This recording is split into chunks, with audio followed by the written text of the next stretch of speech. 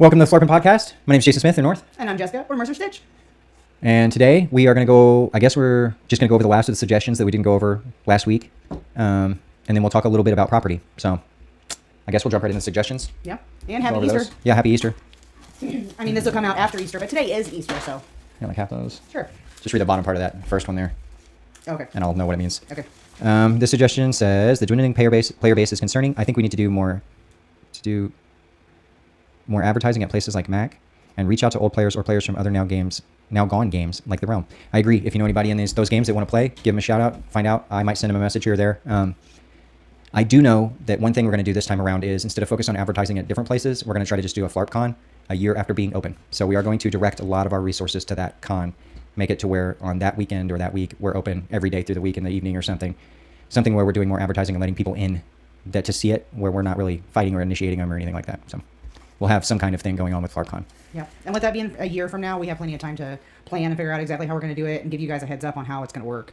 So. And also there's sometimes there's stuff I can do about losing players, and then sometimes I don't think there is. So if you're a player that you used to play and now you don't, and you think there's something I could do to make you come back, let me know in the comments or send me a DM if you want to remain anonymous or whatever. Just, anything. Like, I don't know that there's anybody out there listening that would come back under some condition, but if that's the case, let me know, and I might do something about that. It depends on, I guess, what that condition is. Mm-hmm. So I'm not totally opposed to trying to help players to get them to come back, but I think some players had to leave because of certain circumstances that were beyond mine and their control, where it's like, that's just life, Yeah. Life happens, and as much as we all like this and we put a lot of time and effort and stuff into it, you do have to put your family first in a lot of situations, and right. I think that is the situation for a lot of our players that are kind of missing right now. So. Right. All right, my turn. Mm-hmm. Looting and scramble. Okay, so we used to let people loot in Scramble. We're now only going to let people loot magical items. I am going to stop letting people loot me in Scramble just because it's confusing. So nobody can be looted in Scramble unless you're trying to get a magical item off of them. You can't loot like regular copper off of them. It makes it about something else than it's supposed to be that game. So.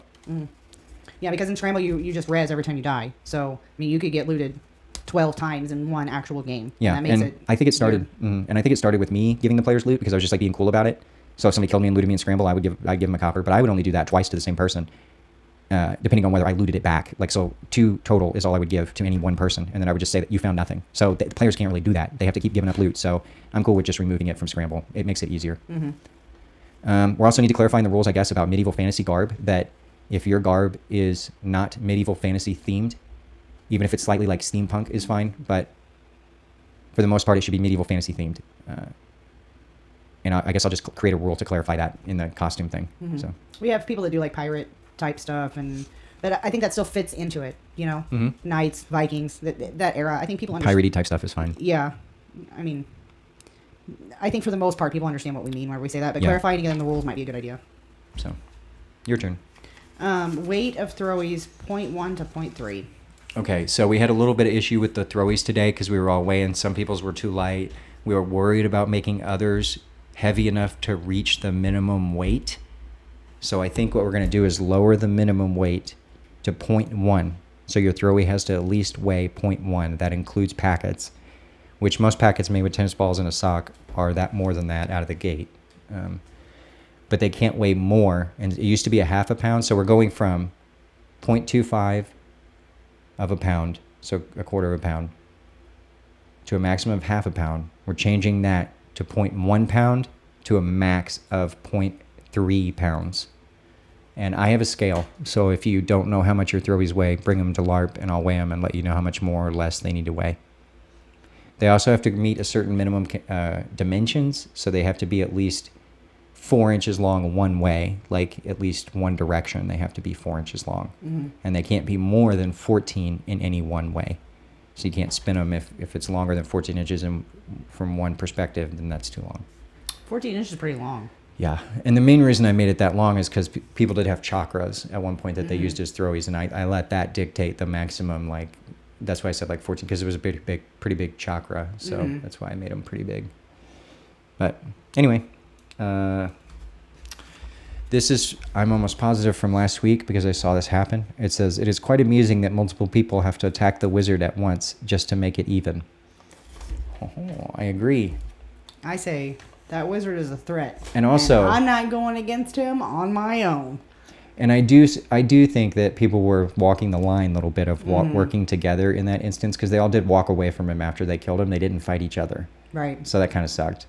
But I will say that one wizard was about to turn into a wizard and an expendable guy. So that's probably why they went and attacked all at once. So, but for future reference, that's fine, as long as you guys are willing to attack each other right afterward. And you don't got to get close enough to each other to have an alliance, you know? Mm-hmm.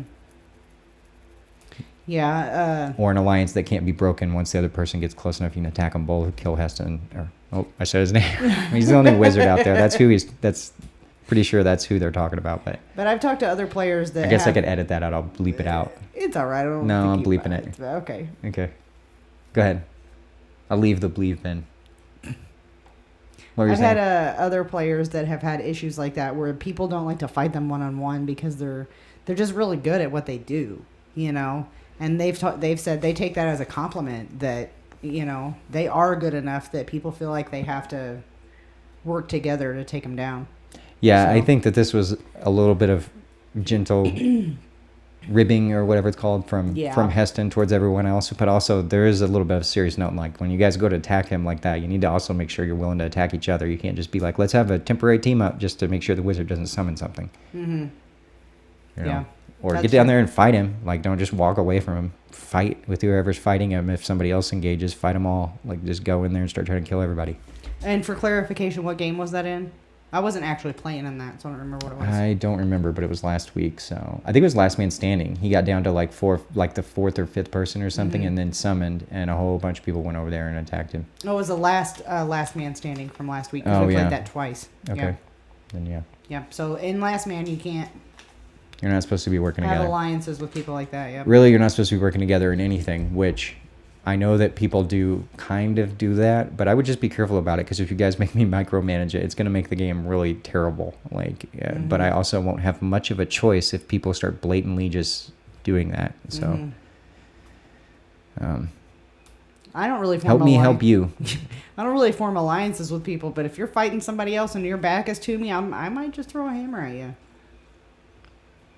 Anyways, is it my turn? Your turn? I have good day, folks. Good battles were had by all. Nice. Sorry, I couldn't read that. It's because I can't read cursive. Oh my gosh. I can really. You can write it however you want. You know who you are. You cursive writing.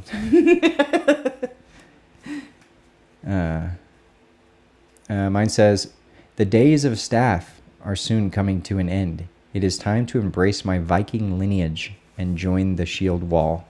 Prepare yourselves, for Heston Iverson shall dominate the field. Wow. You call everybody out like that and then be mad when they team up on you? Well, I don't think he was really mad. I think he was just joking. But he's I don't just know. pointing out. Yeah. I mean, he's straight up calling him out. So I don't know. I don't think he's really mad either. No. About what? About getting a shield soon? Or about being attacked at once? Yeah. Oh, yeah. No, I think he's fine. My turn or your turn? Yours. Oh, I can't keep track. Good fighting today. Hope to see you all next week. Me too. I didn't get to stay the whole time today, but It'll be Saturday this week. yeah. Mm-hmm. That's why I was leaving. And, Almost everybody that was there said they'd be there Saturday, so be here. I was leaving, and Heston said, I'll see you guys next week. And he said, yeah, I'll see you on property. And I thought he said, I'll see you probably. I was like, what? And then I realized whenever he said, yeah, I'll see you on property, I was like, yeah, and the next time we LARP, we'll be out here. Mm-hmm. Yeah, it's kind of wild Yeah. to think. But it's going to be fun, I think. Mm-hmm. This next one says, I feel like Achilles' heel is too weak. It disables armor and beneficial effects. It also only blocks normal damage. I think a good compromise would be allowing them to still use abilities while it's active. I don't know that I agree with that. And the reason I say that is because if you start thinking about the way you can synergize other abilities, it makes this ability way more powerful than it should ever be if you can do other things too. Like, For instance, if you get an ability that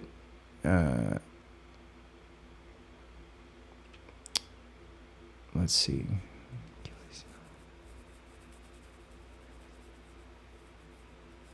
Like if you have disciplined will or nerves of steel and somebody hits you in your one bare leg, which they could hit that anywhere, and you could use nerves of steel with that in combination with that, you would be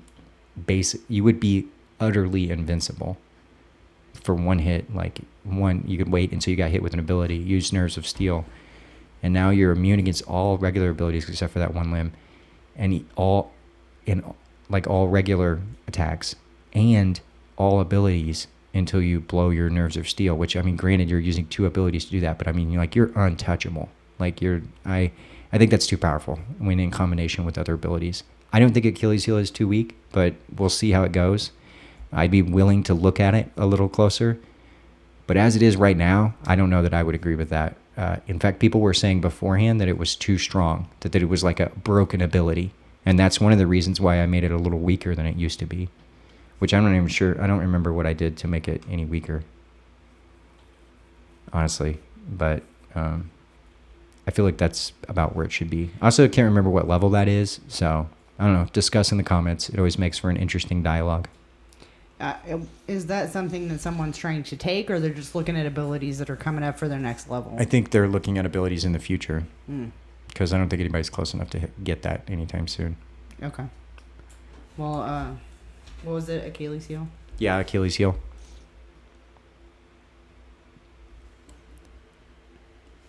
And are you out? No, I got one more. Okay. Well, I have another one that we can save that one for a second. Okay. There's one other thing that we talked about last week, but I think we didn't actually talk on it on podcast, and the person asked me about it. So about getting hit with a slow when you already have a leg gone. Normally, slow makes you move at the rate you would go if you had a leg gone. So if you get hit with slow and you already have a leg gone, it is instead a root. And we talked about it and figured it out, but then I guess we ever really said anything about it. So no. Getting slowed when you have a leg gone is a root. Yeah, I think we talked about it before we started recording. So. But that doesn't mean, just to clarify, that doesn't mean if you're slowed and you get hit with another slow, you're like rooted then. It's only in the situation where you have a leg gone. If you have a leg gone, you get slowed, you're already slowed anyway, so you're going to be rooted. But only for the amount of time that the slow was for? Yeah. Mm-hmm. That makes sense. Okay. What was your last one? Mine says, great day, had so much fun. Moo. Nice. Okay. And then... we had a good mix of positive ones and then questions and different things. That was a pretty good mix of stuff. True. So I don't want to dwell on this stuff too long. I'm going to watch the clock here and just try to spend like 5 minutes going over this stuff. Okay. So I'm going to try to lay like a game plan out a little bit of how the timeline should work. So we'll come here for the first like month on Saturdays. We'll just kind of play events and get people used to the idea of how campaign works. One thing I know of for sure is that your bleed out times are times 10 in campaign. So when you die in campaign, if you don't role play your death, it's 100 seconds. That's a significant amount of time to lay on the ground. Like I have lost count trying to count to 100 seconds before. I'm almost better off using my phone if I die. But if you role play, it halves that, just like it does in the events. So then you're only looking at 50 seconds, and that's not that bad. That's feasible to sit there. Let's see. I just find a song that's about a minute long and just sing it. That would work. Well, for 50 seconds or for 100? For 50 seconds. Oh, okay, I got you. But so we'll play events for like the first month, and then either at the end of the first month, at the beginning of the second month, we're going to do a hierarchy battle. It'll probably just operate sort of like a battle for the crown, except for I don't want people getting more than their maximum number of people involved in their clan. So like, I guess alliances aren't as clearly acceptable in the hierarchy battle, this first one. If you win the hierarchy battle, I'm going to set the positions of where the keeps will be, but you will be able to pick based on your placement in the hierarchy battle where your keep is going to be. I mean, I pick where they're all going to be, but you pick which one you want. That also dictates your starting number for your hierarchy. After that first hierarchy battle, subsequent hierarchy battles will only change your position within the hierarchy, not your geographical position. So like wherever your keep is will stay there. Your number in the hierarchy just changes. Eventually, that number will dictate what type of resource you get based on attendance. So if your previous month's attendance is real good and you're third place in the hierarchy, you'll get an X amount of resource distributed around your land, which is within 50 feet of your keep. It's supposed to be your territory, I think is the label for it. So your territory gets resources distributed in it based on your previous month's attendance.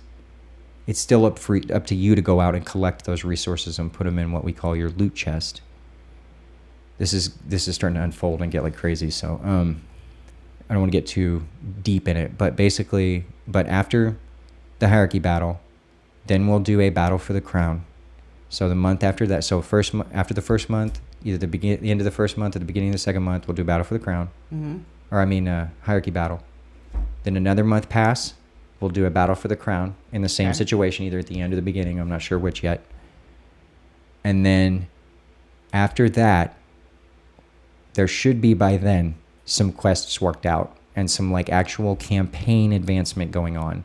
So we'll start as our characters engaging with monsters, which is really just other people playing as monsters for XP. They get other rewards for doing that, and they have to swap, like they kind of have to take turns doing that. In fact, this time around, I'm going to make it to where you have to sign up as a wandering monster in order to continue to play in events. When you first get here, you'll be able to play in 2 events, and then you have to sign up as a wandering monster to play in another event. And then for every time you sign up as a wandering monster, you can play up in an event. So you're almost going to have to choose, should I play a wandering monster or play in the next event? If you out of like... I mean, that's not so bad, though, because some people prefer certain events over others, and then it keeps them to where they can still do stuff to get XP and not have to only participate in those to get the XP that they're here for. So. And that's also contingent on a number of people, like a certain number of people being here. If there's like not very many people here, I'm not going to make them do that. But if operating at full capacity, then I would say like if there's more than like 20, if there's 20 or more people here, then yeah, we're making them play a warning monster in between events. Somebody's going to have to play a warning monster. Hope that they get on some kind of alteration where they play a warning monster, then they play an event, and then somebody else plays a warning monster so that they can play that next event, basically. You know what I mean? Where it's back and forth. I don't know. I get what you're saying. They might get 2 credits worth of events when you play wandering monster. I can't remember how it works, but anyway, they'll engage with campaign. Campaign is basically like a graph. Like think of like where we start at. If this is like the initial square of the graph, we would start here. After we beat all the quests, we can challenge the boss. The boss has a certain minimum number of people that are not squires that have to show up the following week. So you like have to decide one week, hey, there's going to be enough people here next week to hit the minimum. And then if you still kind of have to hit that, like if you didn't hit it the next week, even though I'm ready for it, we wouldn't do it. Because I have to be able to get ready for the boss battle. Because most likely I'm playing the boss, or I'm going to have to arrange for people to play and give them some bonus XP or something. Either way, they're going to fight the boss. When they beat the boss, if they beat the boss, I guess, then we can send a scouting party. I think I don't remember if I explained this. And this will be all in the extra rules. And I've actually hit my 5 minutes, so I'm just going to do this part real quick. We send scouting parties to each direction for a gold each direction. It takes a week for a scouting party to send a paper back. In reality, what's happening is you're just saying you want to send a scouting party. Like in character, you guys meet in the castle. You meet in the castle, and you have a meeting about it. You decide where to use your gold to send a scouting party. Usually they just send them in every direction possible. So they would just get like together like 4 gold and be like, we're sending a scouting party every direction. The scouting party is sort of a summation of what goes on in that area. You'll figure out what enemies are in that area based on the percentage of people that come back. So on a scouting party consists of 100 people. If 50 people come back, you got about a 50-50 shot of getting through that area. So it's like, it's kind of difficult, but maybe you can make it type of area.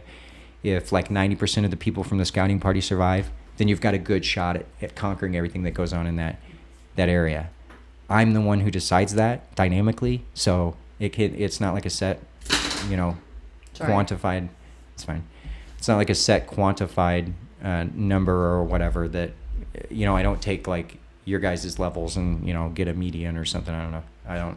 I kind of play it by who's an active player and what level they're at and stuff. So, and then if they decide they want to go to an area, then of course we don't actually go anywhere on the property, but it changes the area we're in, the region we're in. So if we decided to go west after we sent the scouting party, we'd move west. Then we'd be we just have what we would call a, what do they call that? I can't remember what it's called. But an outpost. So we would, in game, we'll role play it as though the town is still in the central, but we moved and created an outpost that is set up similar to the town. But in reality, we obviously didn't go anywhere. It's just when you sign up as a wandering monster, it'll be different wandering monsters, and it'll be a whole new quest line to engage with, and it will develop the story that goes on. There is like a story. So, and I don't want to spend too much time about it. So, I think that's enough of dipping my toe in it, right? I have a question. Yeah. That you can edit out if you don't want it in there. Can I? Yeah. Is that how new lineages are opened up? Yes, you can open up lineages that way, and you can also open up things in the general store. So when we civilize that area, it also opens up trade routes to that area. So like, let's say we go this way to the west, and it's like barbarians, and then we beat the barbarians. Well, now we can play barbarians. Like there would be at one point probably a way to unlock barbarians as a playable character. And also, what we did before won't be that way this time because we don't have leather armor, but what it did before was make it where leather armor was then available in the general store whenever we beat that area. So things can unlock. That's actually how you unlock stuff in campaign, is by beating those areas. And then how often are you planning on having a hierarchy battle? That's just for the first one, and then Battle for the Crown is what changes it after that? No, we'll still have a hierarchy battle after that. It'll be once a month we'll have either a Battle for the Crown or a hierarchy battle, and it'll alternate. Okay. And then... So if a king gets to become king, he'll be able to reign for 2 months. How many clans do we actually have right now? Because some of them kind of 3. disbanded. 3? That's it? As far as I know. Well, I could be missing one, but I'm thinking 3. And 2 of them are pretty full, but that third one is not as full as the others. Well, they better fill it up before we have Battle for the Crown, though, because if they don't have all their players, then... But they have to have 6, right? They'll have to hire mercenaries? Yeah, they can't hire more than... We'll probably go with 6 the first time. Now, say a clan has 8 people in their clan. Does anybody have 8 people? I think one clan has 7, I think. Say, okay. Whoever has the most, that's the number that will make it to where... Like, I don't want that clan being able to hire in any more people. So, if we have a group that has 7, then everybody can have a maximum of 7.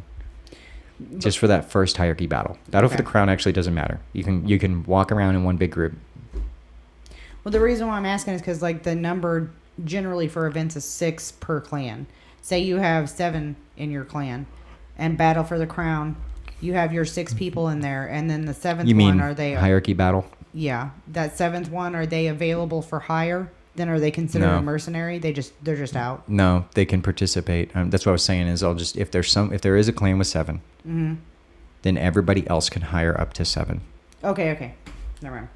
And you can all have 7. Right. But if that clan has 6, then that's where we're capping it. Okay. Eventually, the cap will be... eventually, the hierarchy battles doesn't matter. I'm only doing that for this first one because it dictates your position.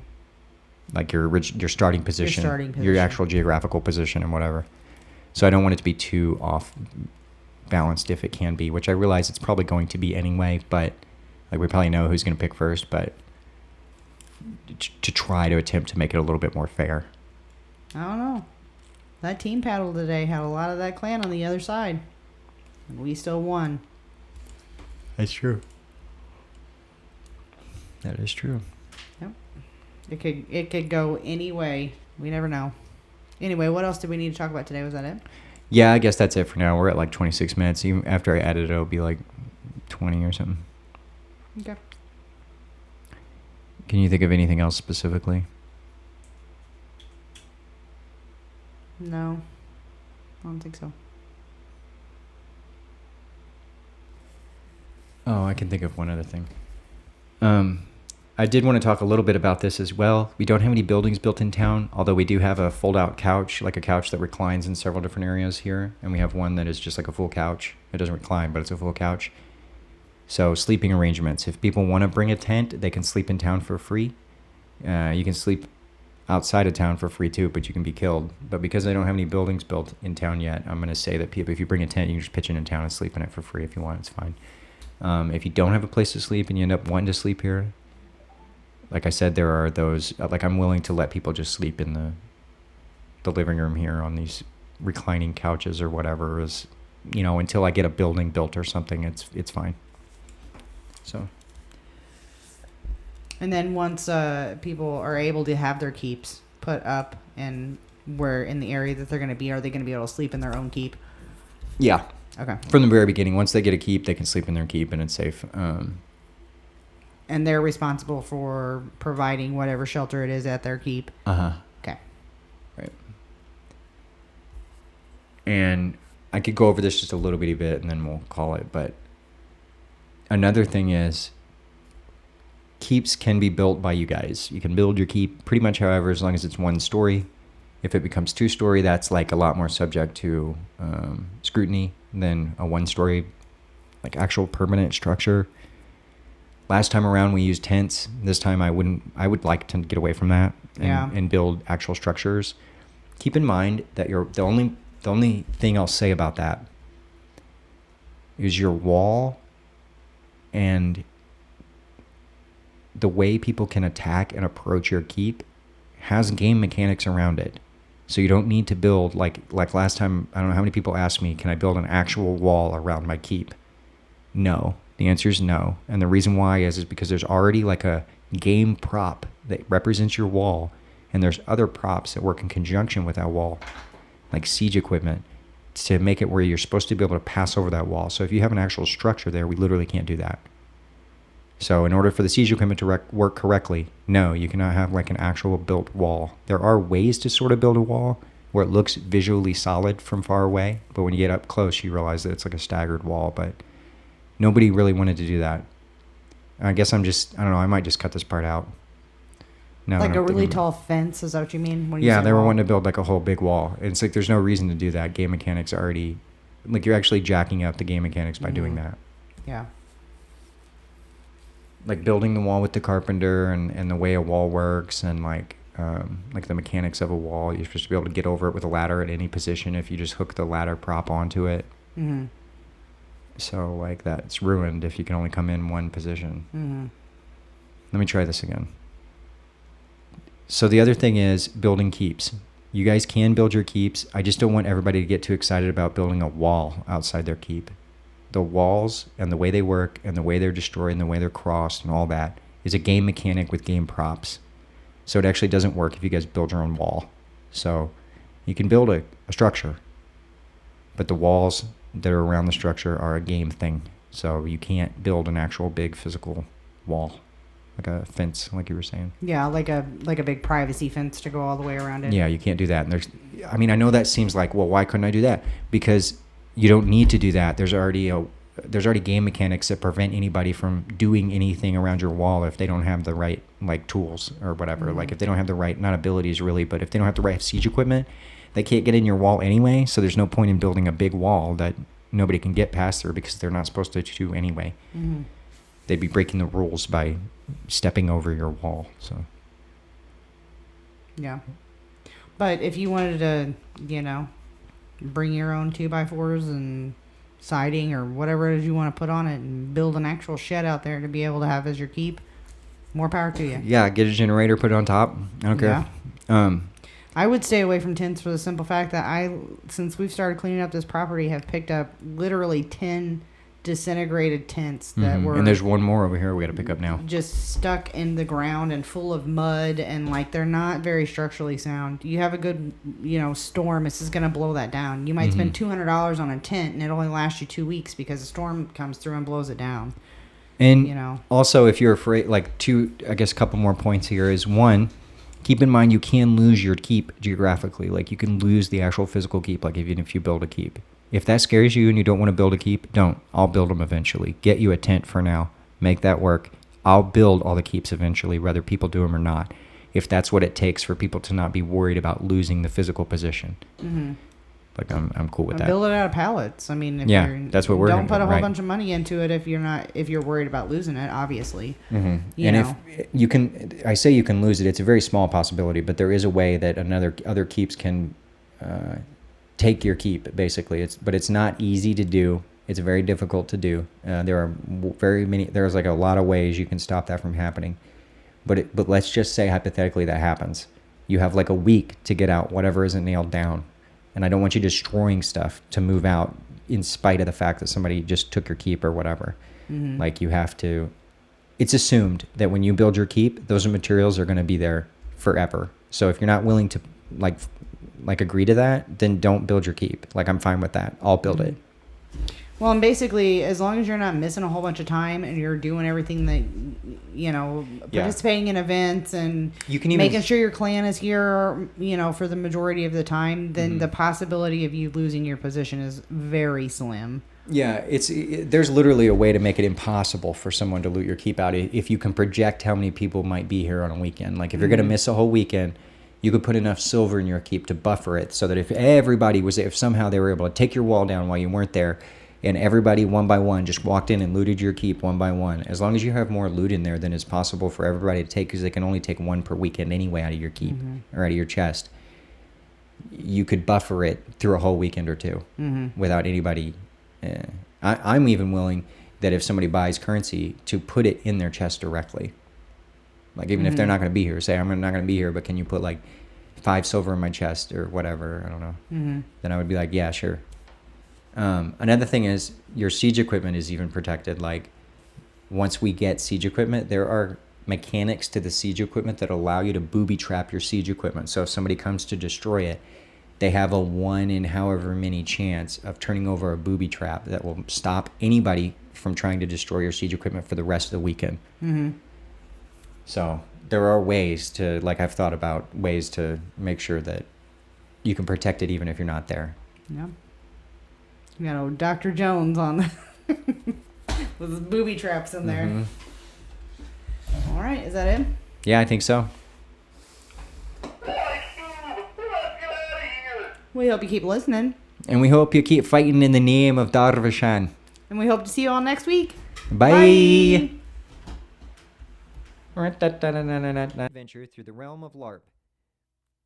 I did mess up. And I'm not spiking the thing, so I gotta do something. I think this is why it was turned up so loud, because you have to spike it on the computer, otherwise. So I think it's like.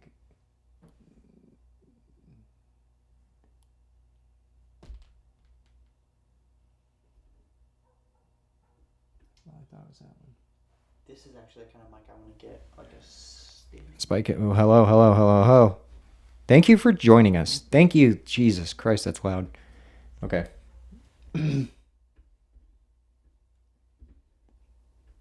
Thank you. Thank